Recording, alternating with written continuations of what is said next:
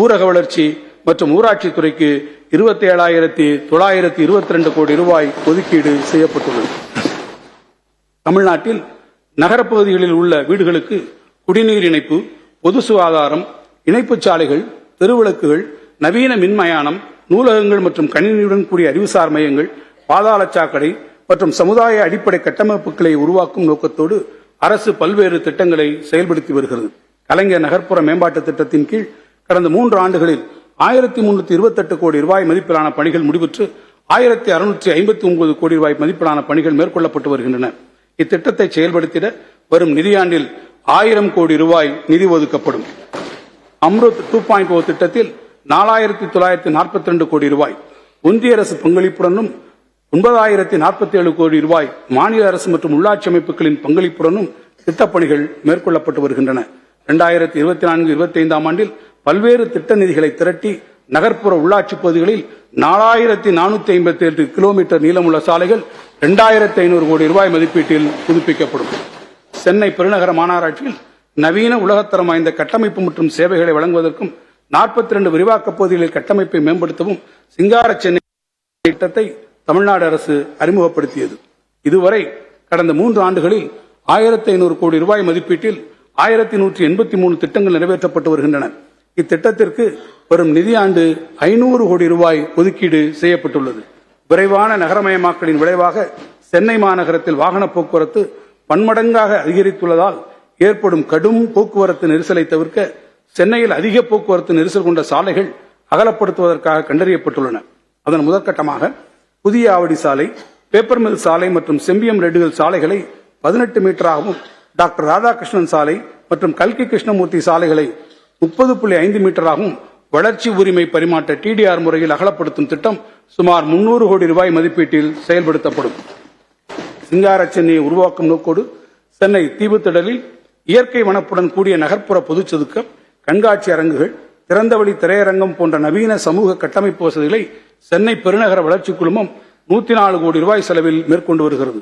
மேலும் சென்னை கடற்கரை ஓர பகுதிகளை அழகுற சீரமைத்து மேம்படுத்திடும் நோக்கோடு கோவளம், எண்ணூர், பெசன் நகர் ஆகிய கடற்கரை பகுதிகள் 100 கோடி ரூபாய் மதிப்பீட்டில் புதிய வசதிகளுடன் மெருகூட்டி அழகுபடுத்தப்படும். நாட்டிலேயே மிக வேகமாக வளர்ந்து வரும் நகரங்களில் ஒன்றான சென்னை மாநகரத்தின் சில பகுதிகளில், குறிப்பாக வட சென்னையில் போதிய அளவு அடிப்படை வசதிகளும் கட்டமைப்புகளும் இல்லாத நிலை உள்ளது. சென்னை மாநகரின் சமச்சீர் வளர்ச்சியை உறுதி செய்ய வட சென்னை வளர்ச்சி திட்டம் எனும் புதிய முயற்சியை தமிழ்நாடு அரசு செயல்படுத்தி வருகிறது.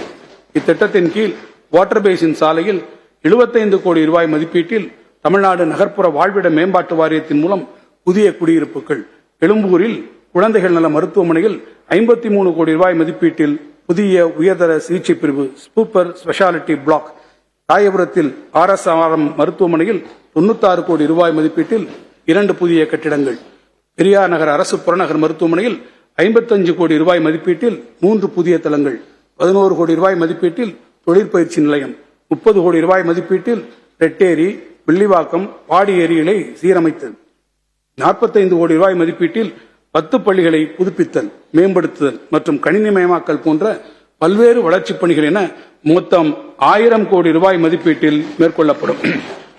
சென்னை மாநகராட்சி வடசென்னை பகுதிகளில் பெரிய ஒரு மக்கள் தொகை மற்றும் அவற்றுக்கான தேவைகளை நிறைவு செய்ய சென்னை குடிநீர் மற்றும் கழிவுநீர் அகற்று வாரியத்தால் தற்போது செயல்படுத்தப்பட்டுள்ள கழிவுநீர் சேகரிப்பு குழாய்கள், கழிவுநீர் இறைக்கும் நிலையங்கள், உந்து குழாய்கள் மற்றும் உபகரணங்களின் செயல்திறன் போதுமானதாக இல்லை.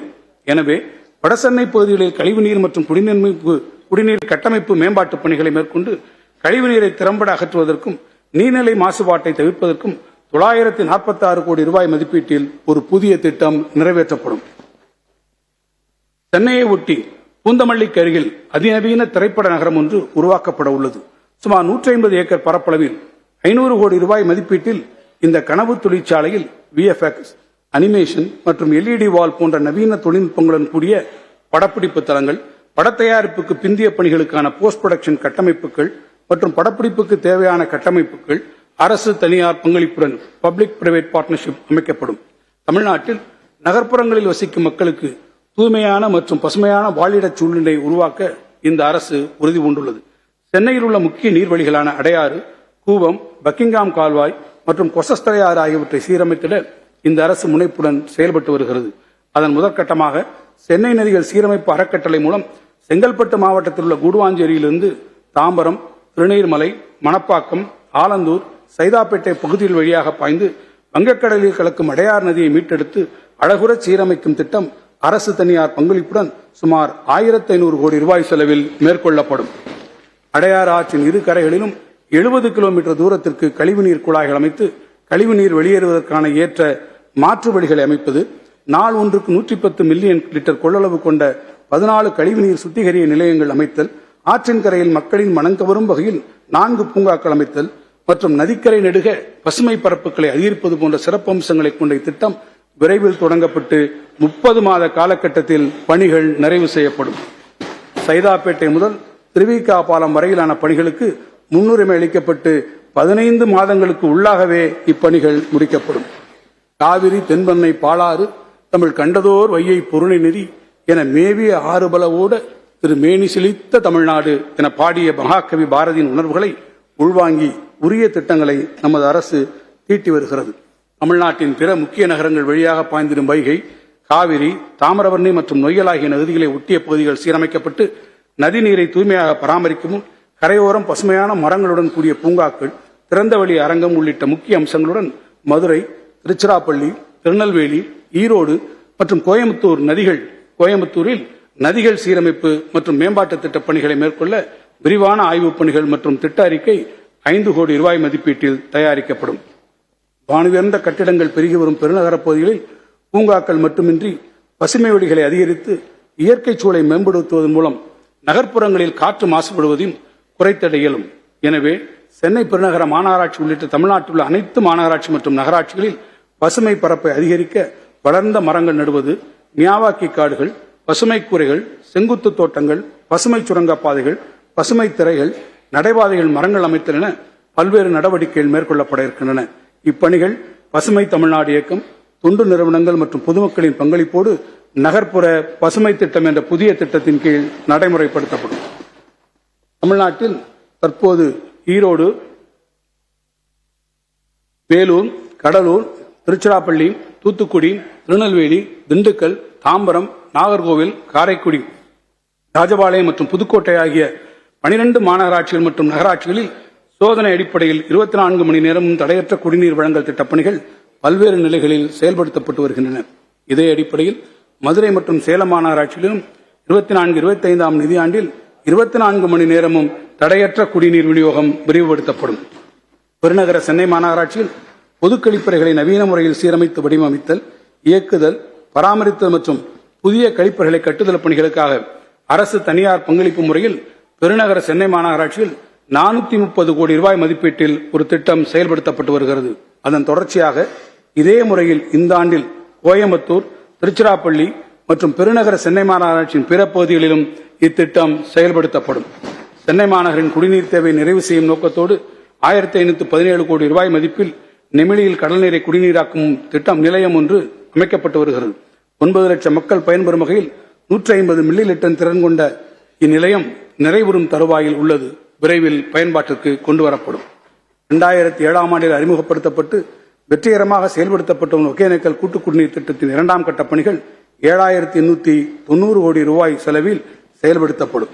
இத்திட்டத்தினால் தருமபுரி மற்றும் கிருஷ்ணகிரி மாவட்டத்தில் உள்ள ஓசூர் மாநகராட்சி, தருமபுரி மற்றும் கிருஷ்ணகிரி நகராட்சிகள், 16 பேரூராட்சிகள், 20 ஊராட்சி ஒன்றியங்களில் அமைந்துள்ள 6802 ஊரக குடியிருப்புகளில் வசித்து வரும் 40 லட்சம் மக்கள் பயனடைவதுடன் அப்பகுதிகளின் தொழில் வளர்ச்சிக்கும் இது உதவும். கொள்ளிடம் ஆற்றினை நீராதாரமாக கொண்டு பெரம்பலூர் மாவட்டம் பெரம்பலூர் நகராட்சியில் உள்ள சுமார் 65,000 மக்களுக்கு தேவையான அளவு குடிநீர் வழங்கும் பொருட்டும் பெரம்பலூர் மாவட்டத்தில் எறையூர் மற்றும் பாடலூரில் அமைந்துள்ள சிப்காட் தொழில் வளாகத்திற்கு தேவையான நீரை வழங்கும் பொருட்டும் ஒரு கூட்டு குடிநீர் திட்டம் 366 கோடி ரூபாய் மதிப்பீட்டில் செயல்படுத்தப்படும்.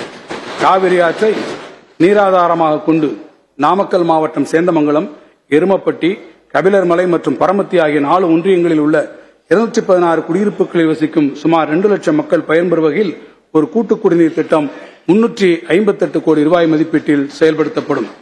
வைகை ஆற்றை நீராதாரமாக கொண்டு திண்டுக்கல் மாநகராட்சி, சின்னாளப்பட்டி, சேபுகம்பட்டி பேரூராட்சிகள் மற்றும் ஆத்தூர், நிலக்கோட்டை, வத்தலக்குண்டு ஆகிய ஊராட்சி ஒன்றியங்களில் உள்ள 425 ஊரக குடியிருப்புகளில் வசிக்கும் சுமார் 6 லட்சம் மக்கள் பயன்பெறும் வகையில் ஒரு புதிய கூட்டு குடிநீர் திட்டம் 565 கோடி ரூபாய் மதிப்பீட்டில் நிறைவேற்றப்படும்.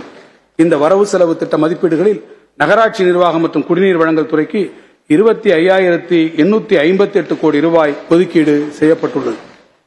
ஒரு சமூகத்தில் பெண்கள் அடையும் வளர்ச்சியை கொண்டே அச்சமூகத்தின் வளர்ச்சியை மதிப்பிட வேண்டும் என்று உரைத்த அண்ணல் அம்பேத்கரின் வழியில் ஆணுக்கு இங்கே பெண் நிகர் என்னும் சரிநிகர் சமத்துவ பாதையில் மகளிர் நலன் காக்க பல்வேறு நலத்திட்டங்களை தீட்டி தமிழ்நாடு அரசு செயல்படுத்தி வருகிறது.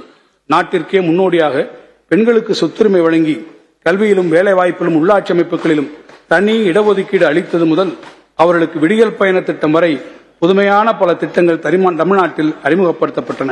அந்த வரிசையில் சொன்னதை செய்வோம் செய்வதை சொல்வோம் என்ற இலக்கின்படி செயல்பட்டு அறிவிக்கப்பட்ட